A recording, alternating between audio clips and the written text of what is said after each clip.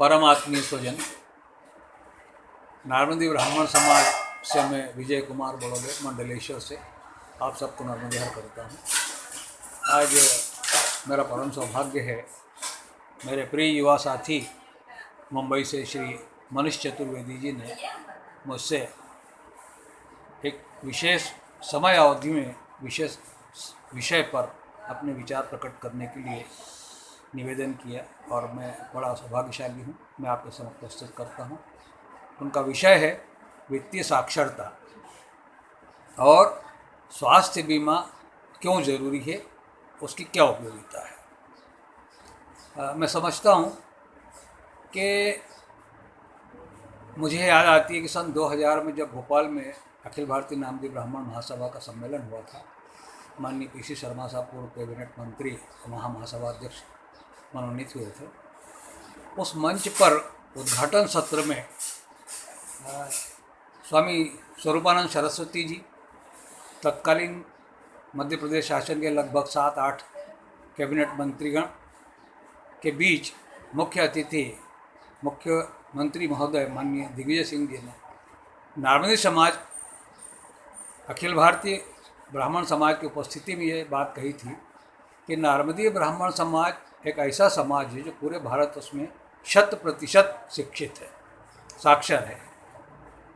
और ये बात हम सब स्वीकार कर सकते हैं।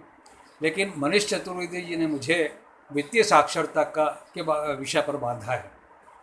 मैं अपनी बात कहना चाहता हूँ कि हम यद्यपि 100% साक्षर हैं, लेकिन वित्तीय साक्षरता में हम कहीं कमज़ोर पड़ते हैं। मेरा अपना जीवन बीमा कभी नहीं रहा, स्वास्थ्य जीवन बीमा कभी नहीं रहा, लेकिन पूरे जीवन काल में यानी सन 1972 से मैंने प्राइवेट एजेंसीज के बजाय अपने स्वयं का अनुभव कह रहा हूँ कि postal life insurance, Bharatiya Jeevan बीमा, पूरे जीवन उसमें निवेश किया। MIS, RD और PLI। इससे मैं आपके समक्ष इस बात का विश्वास दिलाता हूँ कि मेरे बच्चे इस समय अंतिम वर्ष में, मेरा बेटा जनरल सर्जरी में MS के अंतिम वर्ष में है, बहू MD पीडियाट्रिक्स में अंतिम वर्ष में है और एक बेटी MBBS 5वें साल में रशिया में अध्ययनरत है।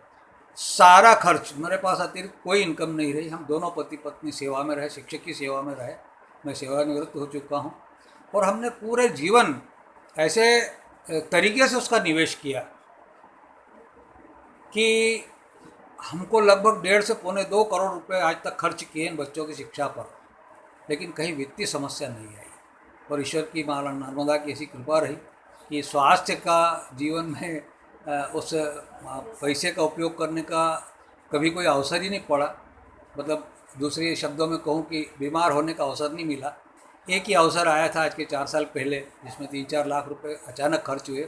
और जीवन भर हम दोनों ने कभी न तो मेडिक्लेम किया है, न मैंने उसमें निवेश किया है। मुझे उसकी बहुत जानकारी तो नहीं है, लेकिन ये तय है कि पिछले 1.25 साल 1.5 साल में हमने जो कोरोना महामारी में इस चीज़ को झेला है, महसूस किया है, इसमें निश्चित तौर पर ऐसे निवेश अवश्य किए जाने चाहिए जिनको स्वास्थ्य के लिए सबको ज़रूरी लगे कि आवश्यकता अनुसार उसकी पूर्ति हो सके। समय की मांग है दोस्तों।